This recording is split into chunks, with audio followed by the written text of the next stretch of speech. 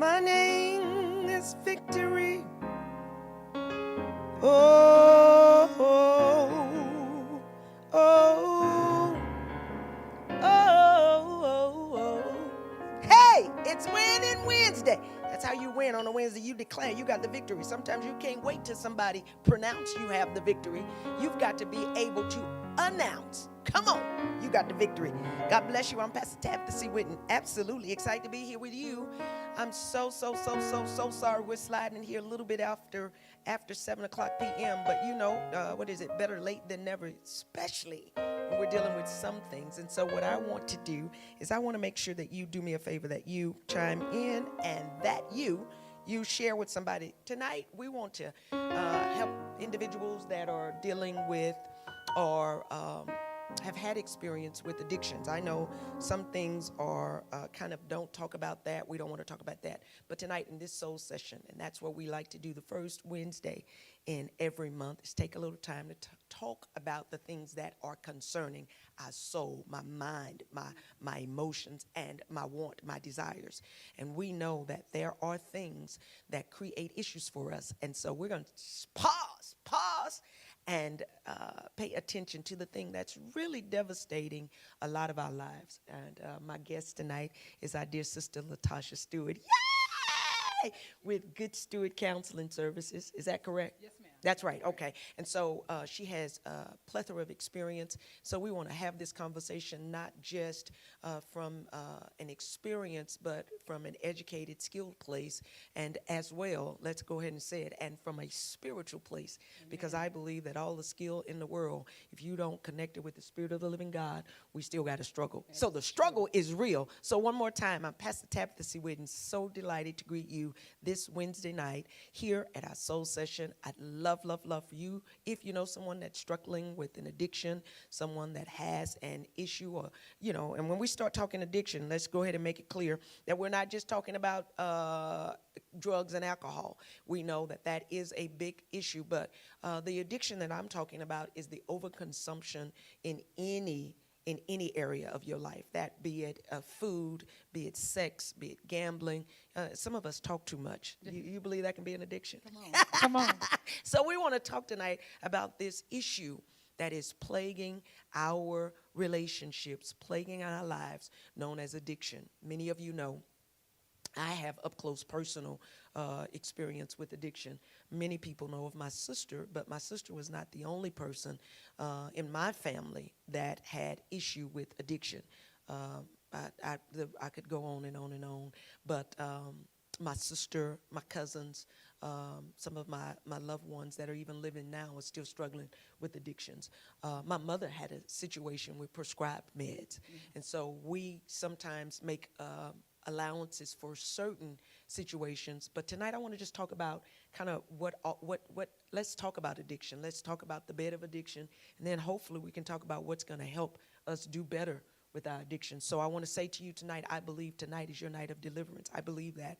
I believe that the thing that we can't talk about is the thing that we can't take control of. Amen. So tonight on purpose, we want to talk about addictions. You got one? If you know someone with one, let's encourage them tonight. Amen. So one more time, let's just give a round of applause for our special guest, Latasha Stewart. Yes, with Good Steward Counseling. Could you tell me a little bit about you, your studies, and then your practice? Yes, ma'am. Absolutely. Thank you. Thank you for having me. I'm bless you.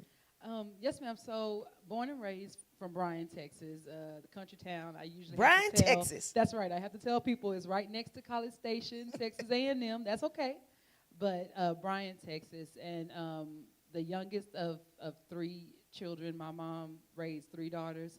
Did a fantastic job with all of us. You know, all of us were some knuckleheads, but she got us in line. Graduated and went to Prairie View A&M University. My degree, yes, PV, you know. Yes, my degree is in criminal justice. Okay. And so that's the path I thought I wanted to take, be like a parole officer, probation officer.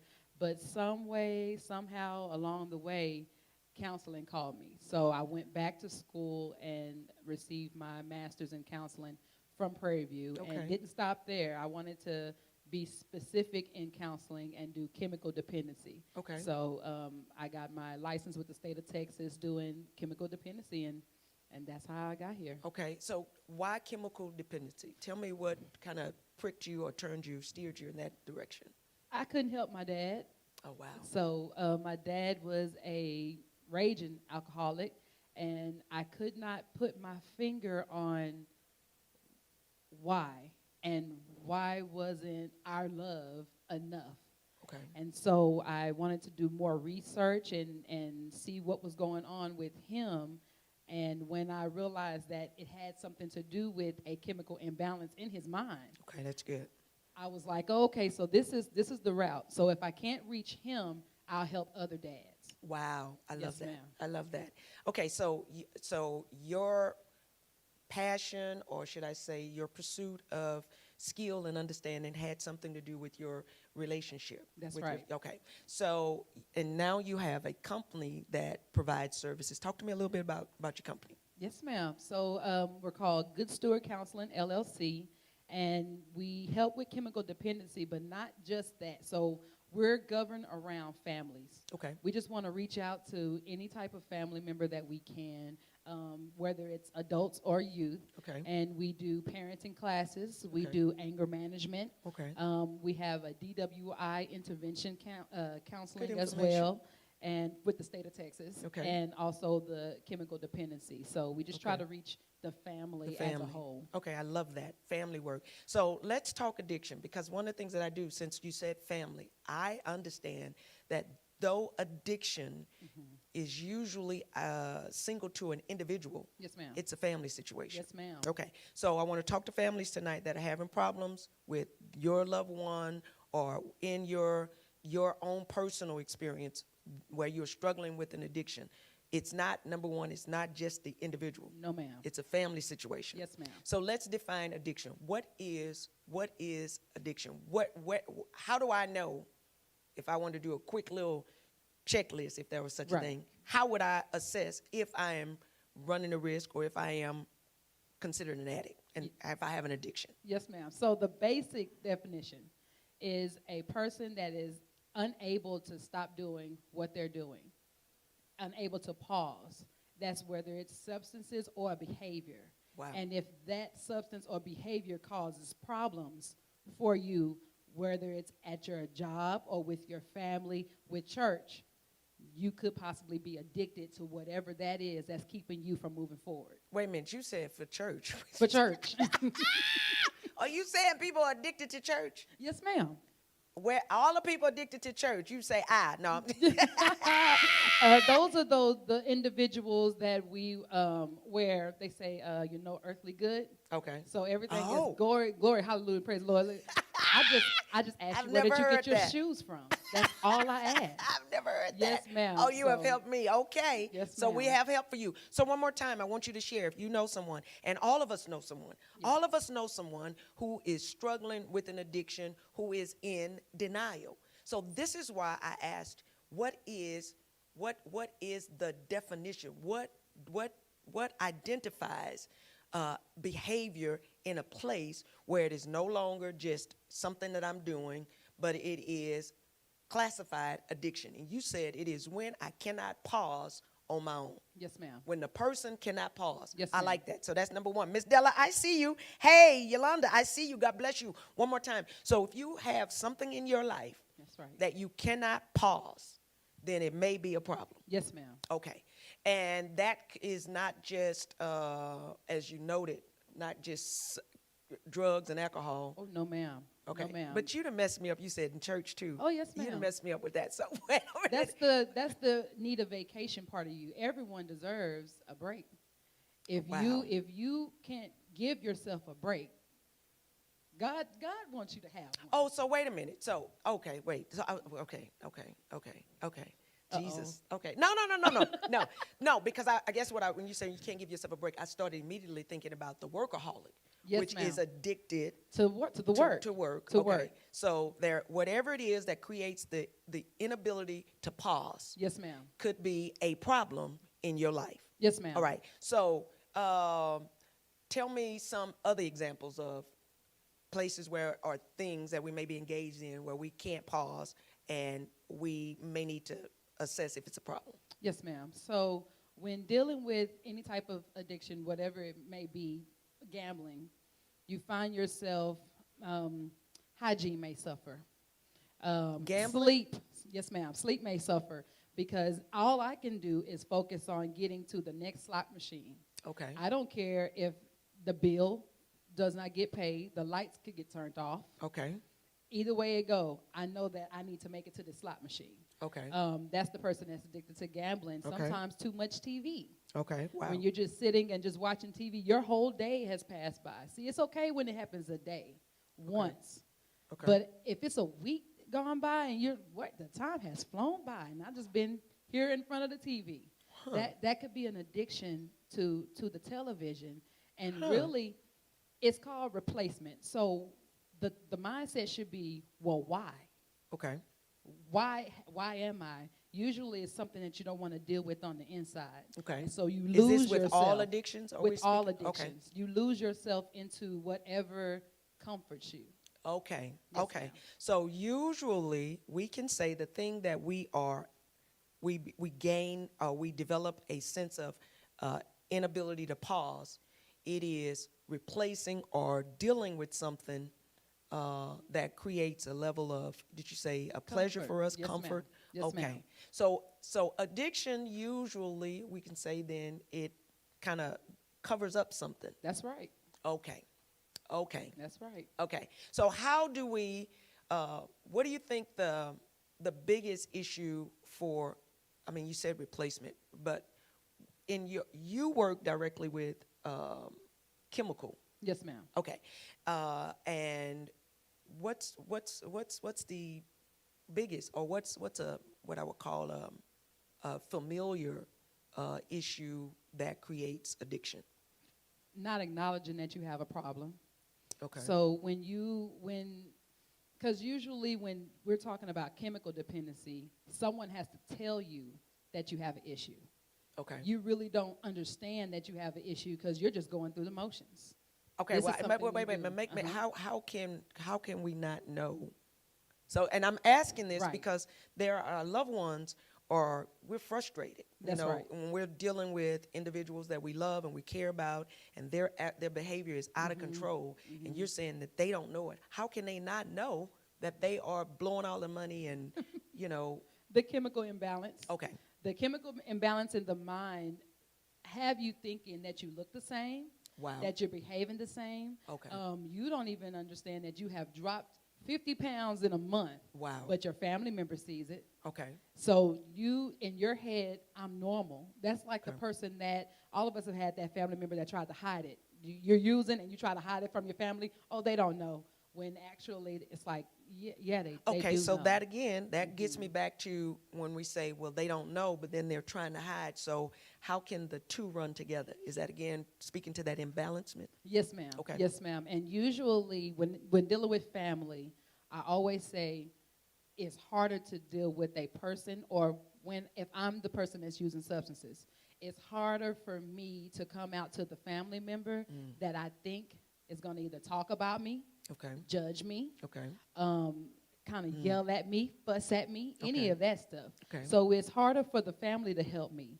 That's why we have places like churches, and we have places like Good Steward Counseling that you can recommend Okay. your family member, because I'm a firm believer in the Lord. So Okay. church is an ideal place to bring Okay, so them let's to. talk. Well, since you're saying that, Oh, let me, yes, because ma'am. you Yes, know, ma'am. I kind of represent the church, Absolutely. but sometimes I'm not sure that we're always as equipped as we need to be to deal with such things as chemical imbalances. Yes, ma'am. Okay, because when I say this, I already know I'm going to get a lot of flack about it, but I do believe that because we are human and we are natural, Yes, ma'am. there's a part of us, there's a tactic to dealing with our natural and these chemicals that may require different technique, approach, Right. that sometimes the church has not been prepared to deal with. So Yes, I want to, ma'am. and I'm only saying that because you said if we have an addiction or something, I want you to, if you can, because I know you believe in the Lord, and I know Yes, that you're ma'am. connected to the church. What do you think that breakdown? Where do you think the breakdown is with the church acknowledging that you're human and we've not failed if we refer someone to you. Yes, ma'am. So the church, not all churches, but the church has a tunnel vision, Okay. so to speak. When dealing with chemical dependency, I do believe that God can deliver you. Absolutely. But he wouldn't put other people on the earth to help or to assist. Sometimes they just need a person to talk to. And what if the pastor is dealing with other things? Or What if the pastor is dealing with an addiction? Yeah. What if so who does that person go to? Right. So when you tie the church in with an addiction, for the person to come in, I think that people shouldn't just be afraid to recommend or refer or enlist help. Okay. Because we're not pushing God to the side. That's Absolutely. what we're Absolutely not going to do. Right. But what we do want is someone with a particular expertise maybe we can teach each other. Okay, good. It doesn't necessarily have to be a counselor come in. I teach you what I know. Right. And now you guys are equipped to continue on while feeding them spiritually, helping them mentally as well. Okay. So I've identified that in my life there may be things that I'm not able personally to pause. Yes, ma'am. Tonight I am canvassing my life, and this is what I'm asking you to do. We're not just we're talking about these things in our soul that are creating issues in our lives. Yes, ma'am. And if there's something that is running me out of control, then it's creating a problem in my life. So when I identify that this is controlling me, or I'm no longer in control. Yes, ma'am. Let's talk about what should a loved one do when they recognize someone is dealing with a situation that they're out of control? That's a good question. Always approach with love. You have to always approach with love. You have to be careful when you're approaching someone about something that they are dealing with and that you may not be dealing with on their level. Right. They may think just terrible of you. So I always say, as far as with my family, we have a big family. If my sister, which is the eldest, if she's the hothead, she may not be the one to approach. Okay. So we may take the sweet middle child to go to. Well, are you the middle child? I am not. Oh, okay. I am the baby. I was about to say, are you the sweet middle child? Okay. No, ma'am, that's not my position. But we have to approach carefully because our words, even though they say sticks and stone, That's right. Our words could cut. Absolutely. To where they can eat if they're standing in the middle of the road, we can push them further into their addiction, and that's the opposite of what we want to do. So we don't want to be quiet. We don't want to be quiet. Okay. We don't want to be quiet. Let's make sure. So we're not saying stay silent, stay in the dark, keep denying that there is a problem. No, ma'am. That is not what we want to remember. Is we need to approach it with love. With love. And if you're not the most loving person, then wait. I'll wait your turn.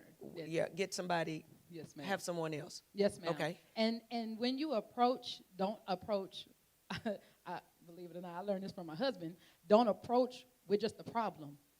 Put in a solution. Okay. Some helping hands. Okay. So tell me what that would look like. So they have this thing called Al-Anon and Alateen. So these are self-help groups for family members who have people that are in addiction.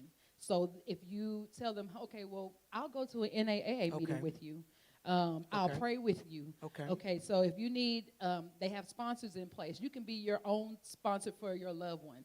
If you feel like you're going to go have a drink, pick up the phone and call me. Okay. But you have to make sure that whatever you say you're going to do, you got to be consistent. You got to be consistent, and you got to do it because they're going to trust you. And once they lean on you and depend on you, you got to be there for them. Okay. So in approaching someone, you said we should be loving, and then we should approach with not just trying to identify or state the problem, but be a part of the solution. That's right. Okay. And what do we do when, say if you're dealing with someone, as you said, my experience is most people that are out of control are not going to admit that they're out of control. How do you deal with that? That is a good question. So sometimes you got to hit your head in order for you to realize And even though you don't want that to happen, you Jesus, right. don't. That's Sometimes very difficult. it takes that arrest and that stay in jail for a person to get their life together. And at the end of the day, those are the extreme cases. I always Jesus. say exhaust everything. You as a family member, you approach first. If you can't, then find somebody. Google, look someone up to see if they can help. And if you have a family member that just, or a loved one that you just cannot, don't take your hands off of them. Okay. You still stay consistent. Just let them know you love them. Let them know that you care. Hey, Jesus. I'm here for you. It doesn't matter. When you finish, you can come to the house, get something to eat, Jesus. take a bath. You can do those things. That way they know that you still care. They may get caught up in the process. They may have to have Harris County intervene. Wow. But if that's so, still don't leave their side. Wow. Still let them know that you are here, because sometimes it takes them to realize that they have the problem. You already know they have a problem, but until they are ready to realize it and accept it and acknowledge it, after a while, there's nothing you can do but love them. Okay, so we're loving, we're trying to be supportive, and I'm going to tell you something. I know firsthand, up close, that it's not easy dealing with an addiction. And you can try everything that you know. Yes, ma'am. And, you know, for family members, I mean, sometimes we're dealing with our loved ones who've had addictions, and we've tried all of the stuff that we know. Yeah. And sometimes it's seemingly a never-ending cycle. And so what do you suggest for loved ones? How do we not get weary? Ooh. How do we not get weary? Because I mean, because you start to have your own level of, you start to feel defeated. Anxiety. And you start to feel, you know, just like, you know, it's like there's no hope. This is real. Yes, and ma'am. it requires love, but it is a weight. So what do we do to not be overwhelmed and just walk away? After they've stolen your stuff, after they've lied, and after they've been in and out of rehab. And that's right. How do you not, tell me how you do it. That's the difficult part, because the weight is what gets us. The only thing that I always recommend families to do is to educate themselves. Okay. It's worse when you think that you are the only one. Okay, Or when you that's good. feel as though they only doing it to me. Right. When you educate yourself and actually connect, you'll realize that maybe there's something else you can do by listening to somebody else's testimony on how they handled the situation. So you really strongly suggest that family members get into a support group. Yes, ma'am. It's necessary. The mind will have you think that you've done everything. Okay. And then you'll get in the middle of that group and you'll be like, oh, I didn't try that. I had no idea. That's true. And that's why they're out there, man. They got so many self-help and, peer help type groups or hotlines or different things you can call, because the family suffers. I try to tell our clients all the time, please know that you're not walking through this addiction by yourself. Okay. Your family is hurting with you. When Right. you're in jail, they serving time with you. Right. Day for day, hour for hour. Right. They're worried about you, trying to figure out how Right. to put stuff on your commissary, and they're with Right. you.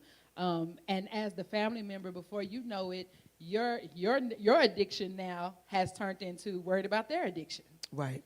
Wow. Okay. Yeah, Okay, it that's good. happens. That's good. So what are the kinds of things that can drive a person to addiction? It can be usually depression, anxiety, not feeling love, isolation. Sometimes it's as simple as, I just don't want to be here anymore. So I need something to take my mind off of all of this that's going on in my head. Meth. Here we go. I'm gonna use meth because it sends me on a trip and I don't have to worry about anything else. Okay. So a person can slip into an addiction for various reasons. There is no one way to become an addict. There is no one way. Okay. It just Okay. all depends on the person and what their personal struggle is. A person slips into a work addiction when they maybe have grown up poor. Wow. And Yes. when mama Yes. says, hey, I Yes. want to buy you this, but I can't. Or if our house is leaking or we don't have, okay, so the adult says, I bet I won't live like that. So Okay. I'm going to work Right. Right. before you know it. Right. There's Okay. the addiction. Wow. So there's no one path to becoming an addict. No, ma'am. Is there something that, what can we do to try to help us stay from addict status? From addict status. Yeah. Yes, ma'am. So going back to the acknowledging. Okay. And what am I acknowledging? Am I acknowledging what's going on with me, or, That there's a problem. Okay, that there's a problem. So that there is a problem, but you have to discover that there's a problem first. Okay, so let's stop. So, do you believe that for every person that's struggling with any kind of addiction, there is a problem that is underneath the addiction? Underlining, yes, ma'am. Okay. That is my personal belief. Okay. Just from working with the clients on a regular basis, usually once I uncover the addiction, okay, why are you using? It goes into a line of, well, I was raped and I needed to escape. Okay. And so the escape was, oh, well, I was abused. And then, so you have to kind of dig up the root. Okay. If you don't dig it from the root, it's going to Okay. continue to grow. Okay. It may stop for a little bit. That's that I've been sober for a year.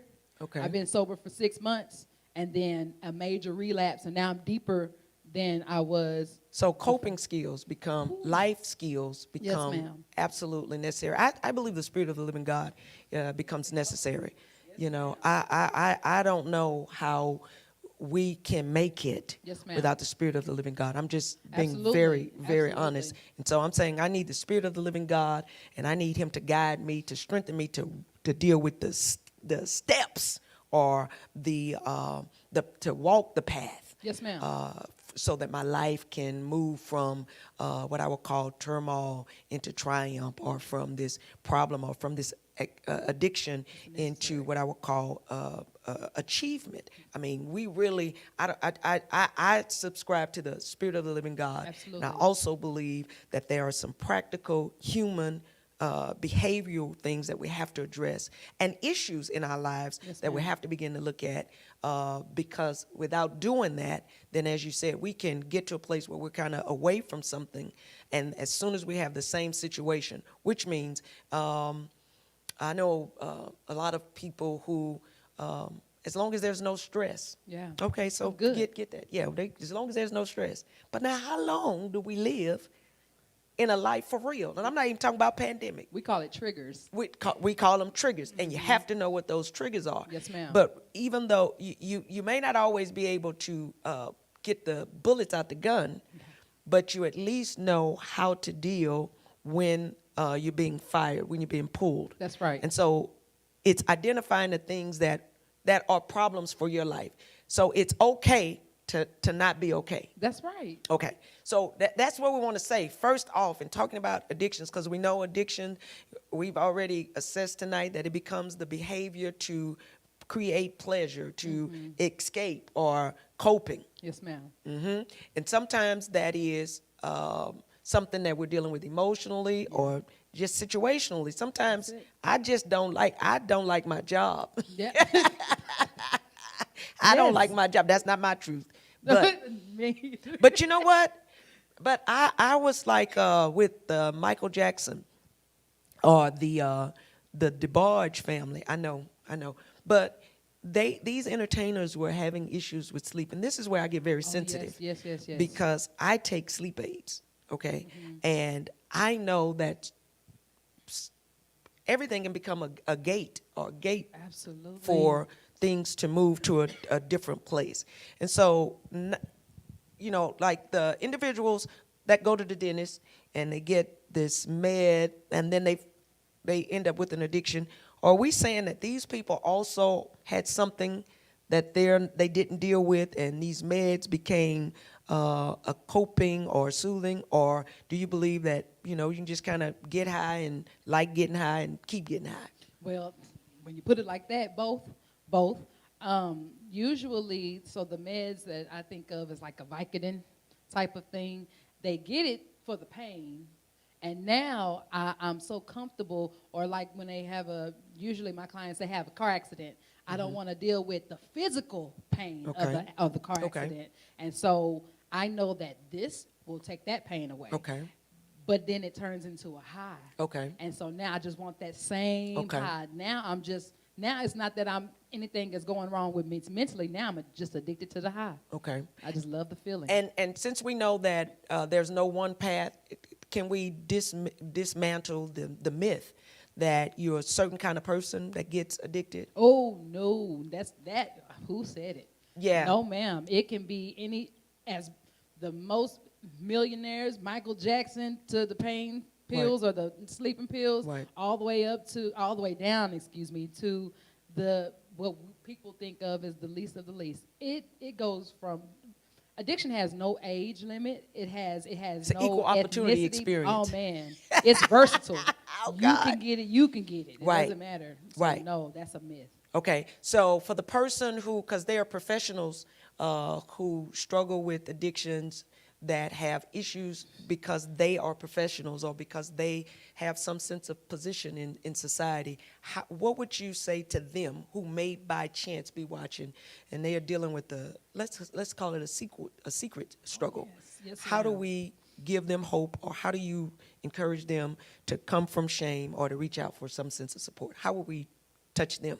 It's the way that you view yourself. You're not less of a human because you have an addiction.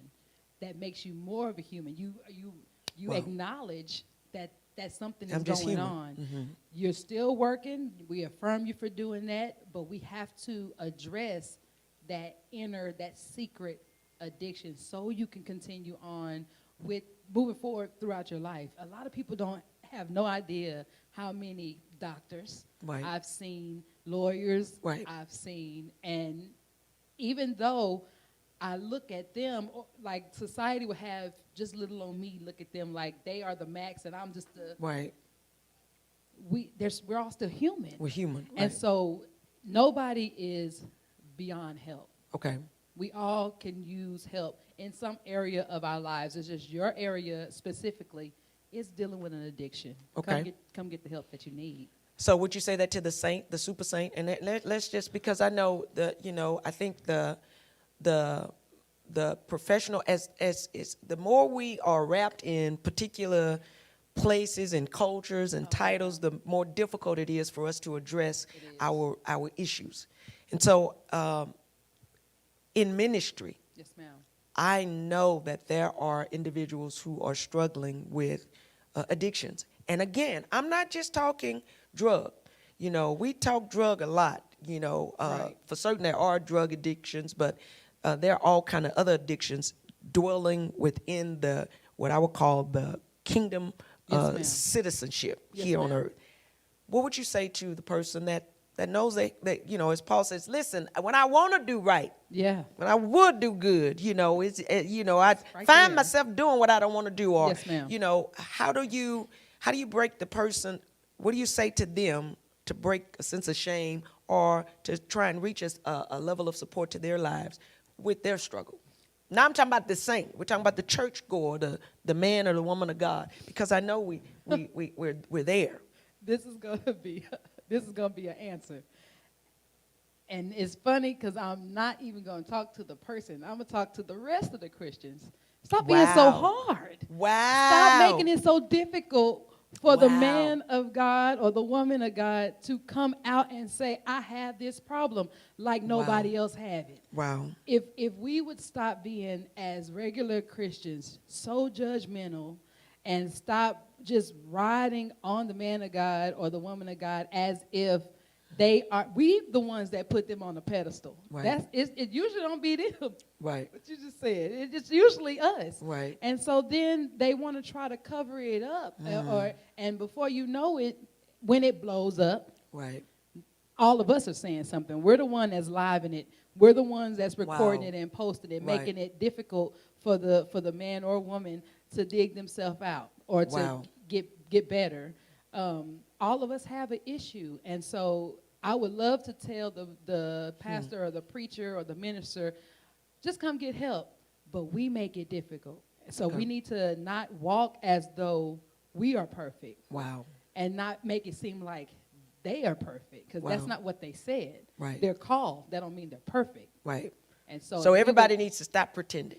cut it out. Okay, stop pretending and then stop judging. That's it. Stop pretending, stop judging, and then let's begin this healing process. This is what I want to do. I really want to encourage families, because we said that it's not just an individual. If your life is connected to someone else and you are dealing with an addiction, whoever you are connected to, they're dealing with an addiction too. That's right.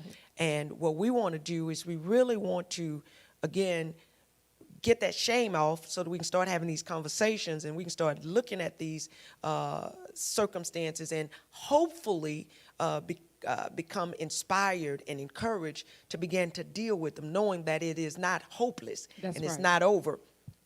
But I'm gonna keep saying this as many opportunities as I get. Share this. If you know someone, you don't have to put somebody's name in the comment section. You don't have to do any of that. But what you need to do is you need to share, because you need to make sure that people are aware that we know that there are situations and circumstances that are causing us to be out of control, but we are able to come together and, I believe, get the help and the hope and get our lives back on track. That's right. And have a healthy soul. That's right. Yeah, my soul gets whole and my life is lived well. Yes, God, that's what I want. Because at the root of it, I don't care what it is. We're talking about something that we've just not been equipped to deal with. We've not known to deal with. That's right. We're embarrassed about it or whatever, but we want to give you permission to acknowledge, hey, I'm hurting. Hey, I need some help. Not only that, I want to give you an opportunity, because one of the things that we do at this ministry is we provide services to men and women who are dealing with addictions, who are struggling. It's beautiful. And we do that by loving them. And I want to give you an opportunity right now for you to assist us in that work. So, we're here, and I want to say to you, you have an opportunity to support the ministry, Remnant Fellowship, $RFC Houston. I want to give you an opportunity to do that, because I want to say to you that there are things that we cannot do without you. And so when you help us with your gifts, then you help us keep giving hope to individuals that are struggling with things like addictions and struggling with things like homelessness, or struggling with things like not having clothes or some place to live. Your benefit, your support helps us be a benefit and a blessing. And I just want to say thank you, and I just want to remind you to share 2 ways. Share the video and then share your seed to help us continue to be a support. That's right. Yeah. So now let's what are some things? Let's talk about I want to real quickly just since we know it's a family situation. Mm-hmm. Tell me quickly some things not to do. If I think someone is struggling with an issue, dealing with an addiction, and let's name these addictions again. They could be money, sex. Wait, what kind of money addiction? Because I may have it. Oh, no. Like, what is a money addiction? How you had that one? You're chasing it. Oh God, chasing it. You got to get it. Wow. All the time, all day, every day. It's something that's always constant. You're thinking about it. You're dreaming about it. No, There's nothing wrong with being rich. There's nothing wrong with that. But when you're chasing the dollar, the next dollar, and then you don't pay your tithes.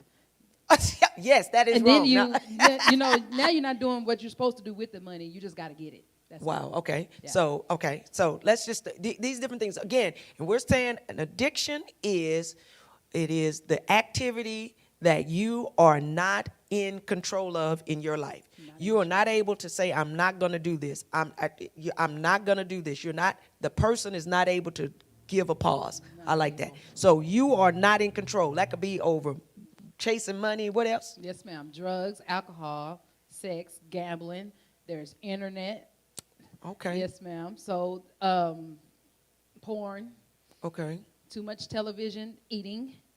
There's a lot of addictions. So anything could be an addiction. Yes, ma'am. Anything can. Okay, because anything could be used as an escape or a cope or a replacement. That's it. So anything we can become addicted to anything. Mm-hmm. Okay, and so if I'm a loved one with a person that's dealing with a situation that is out of control, they are no longer in control of it. How do I know they're no longer in control of whatever this thing is? Tell me. They disappear. That's one of the first ones. Okay. They disappear. You don't see them anymore. Not answering phone calls. Okay. Sometimes the parents begin to change. Okay. You can either get skinnier or bigger.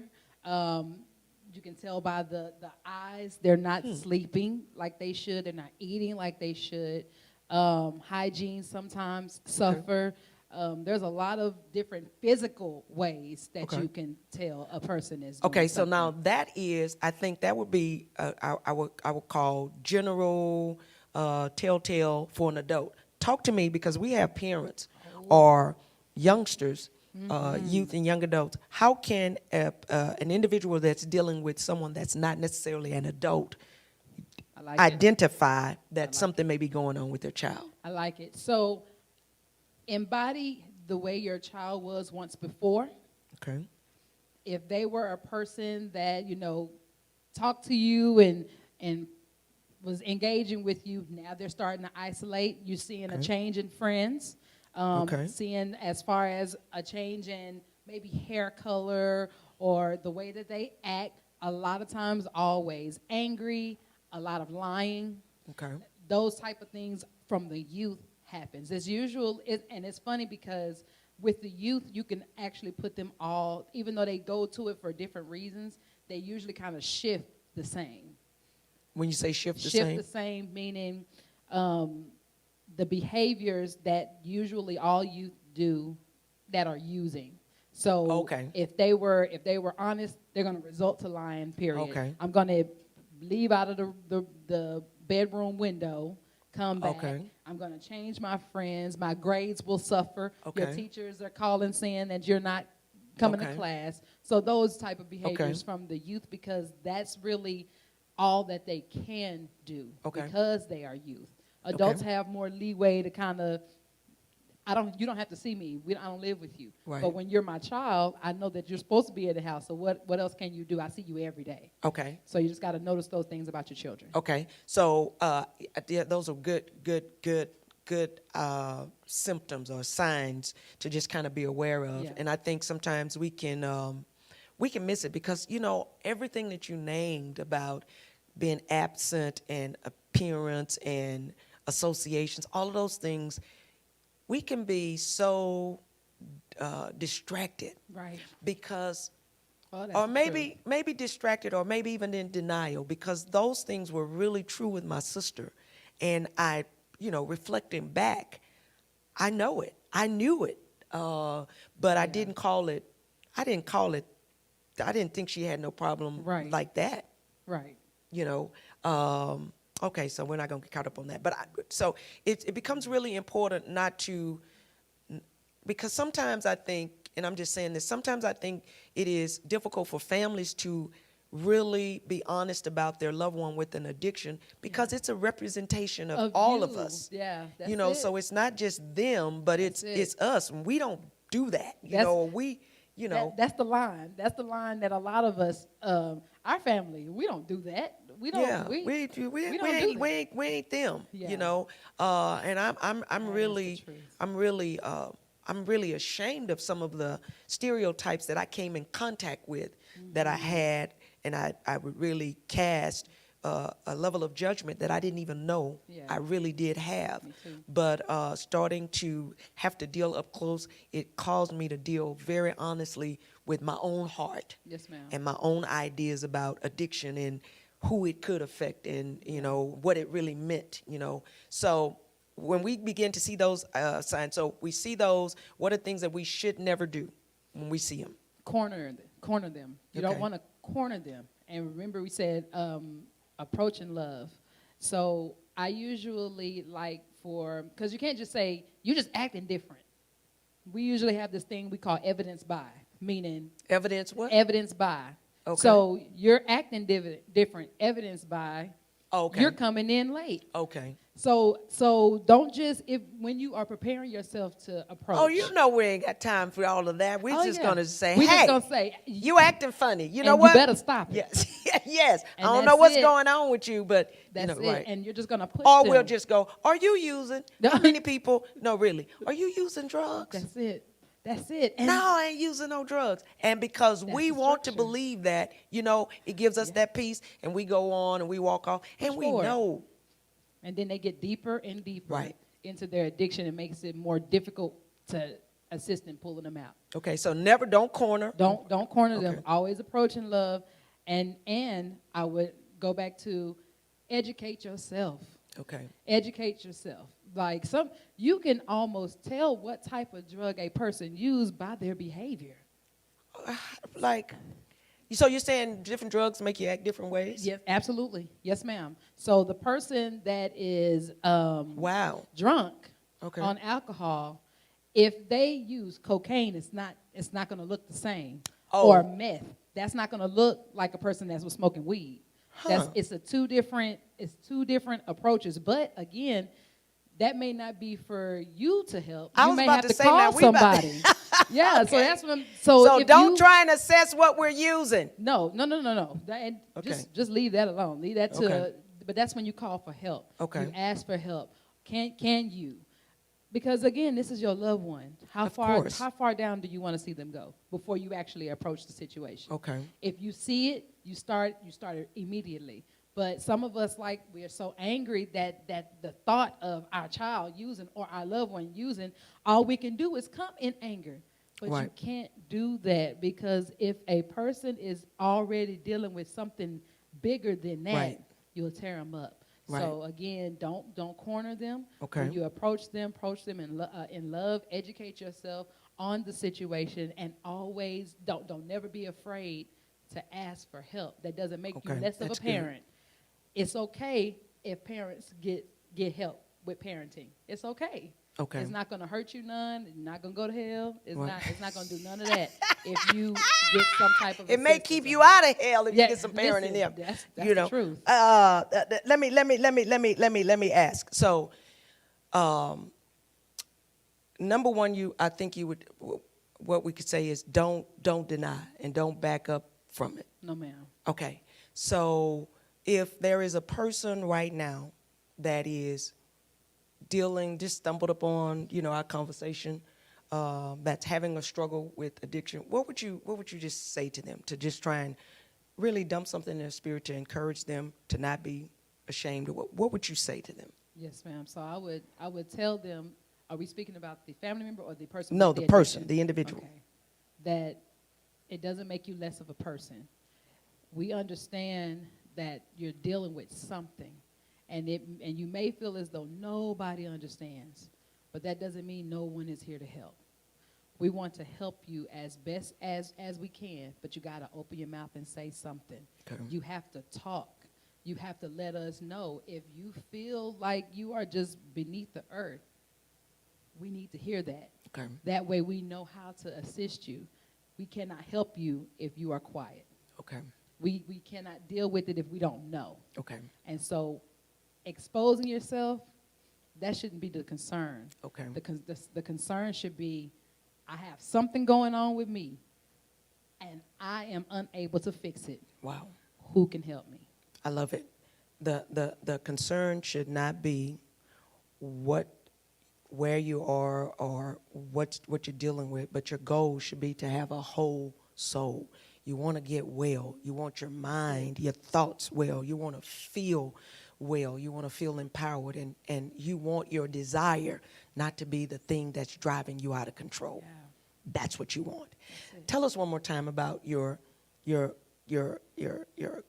company, how we can make contact with you, because there may be persons, again, that would benefit, and I know that they would, from family services. Tell me again the name, the services, and then how we can contact you. Excellent. Yes, ma'am. So it's Good Steward Counseling, LLC, and we work with, we do classes on parenting, anger management for youth and adults. We do chemical dependency or substance use and DWI intervention. And we have a website. You can go to www.goodstewardcounseling.org, or you can reach out to us at 1-800-845-4929. Okay, good deal. Tell me the number one more time. Give me the number. 1-800-845-4929. Okay, good deal. Now, I had something that came up on screen that I wanted to ask about. It says, what if the person is not ready to deal? That is a wonderful question. A lot of people will be just like that, not ready to deal. And what's disheartening is, as a family member, there's nothing you can do about it. Jesus. There's nothing you can do about it. That's like salvation. I can want salvation for my children, but until they are ready for salvation, all I can do is pray. Pray, and what do I do if they're in my house? And though? and if they in your house, when it comes to praying, I anoint the bed and like on some serious stuff, like for real. My faith carries me, and so that's when I would seek God for that. And other than that, I would just continue to walk with them. Just let them know that I love you. Every now and then it's okay to, hey, do you want to talk to me about anything? Sometimes they don't know how to approach you. Okay. And so if you extend the hand, I may just take it. But don't get frustrated and be like, I'm not extending it today. Okay. That's where we get the hang up. We get so frustrated that we don't see a change, that we stop lending a hand. And you don't even know that could be the day that they decided. Right. They said in their mind, if mama asked me, I'm going to do it. Wow. And you decided that day that you had enough. Wow. So never stop extending the hand. You just keep trying, and you keep trying, and you keep letting them know that you love them and that you are there for them whenever they're ready. Wow. Well, listen, that sounds like Good Steward to me. Yeah. Amen. I want to tell you, I know that God is a healer. I know that God is a deliverer.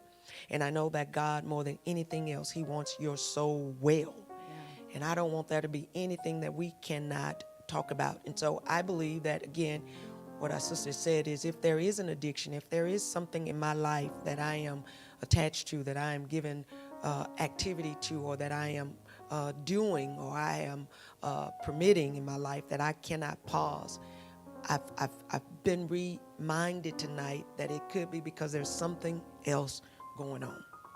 I'm praying tonight that the Spirit of the living God would cause you to not be afraid to address, to identify, to say, this is creating pain for me. I believe that if you would address the thing that's creating pain for you, then you can keep something else from being a problem to you. And there is nothing that God will not help you to get through. I want to encourage you to reach out to our sister, Latasha Stewart, Good Steward Services. We've listed that for you. I want to also make sure that you know that help is available. I want to tell you, you've never gone too far. It's never too late. And for those family members, I want to say, keep loving. Keep loving. I feel the Spirit of the living God saying, keep loving. And I heard her say, educate yourself and make sure that you don't buy into the lie that it's their problem, it's our problem. So let's educate ourselves. Let's get in some of these support groups. Let's keep believing God for breakthrough. And for you, my sister, my brother, I declare deliverance. I believe God is going to bring a breakthrough in your life. I want to ask you one more time. Give me that number. If you have direct questions or contact, you can call 1-800-845-4929. 4929. Yes, ma'am. 845-4929. Yes, ma'am. Amen. I want you to call that. I want you to get in touch with goodstewardcounseling.org. I want you to do that. I want you to reach out. I don't want you to just be reminded that there's something going on. Tonight, I want you to be empowered that you can do something about what's going on. Not on the devil. You are a winner in Jesus Christ. I want to tell you one more time, your soul can be well, but you got to start having the soul session. I love you in Jesus. I pray tonight you've been encouraged. I pray you've been helped. And I pray that you would reach out and get the help that you need. Okay, we're leaving. We'll see you next time between now and next. God bless you. Get well in Jesus' name.